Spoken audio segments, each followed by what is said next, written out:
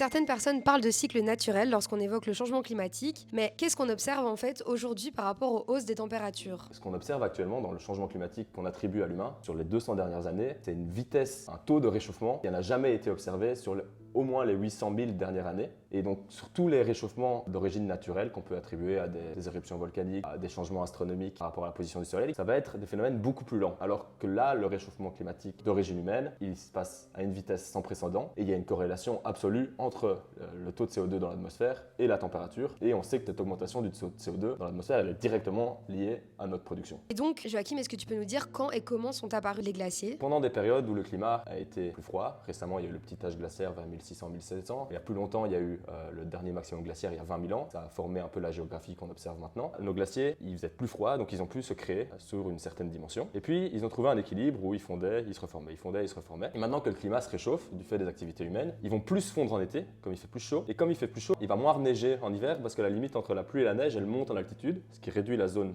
où il neige. Et donc ils vont plus fondre, moins neiger, plus fondre, moins neiger, plus fondre, moins neiger, et se rétrécir de plus en plus, comme on observe actuellement.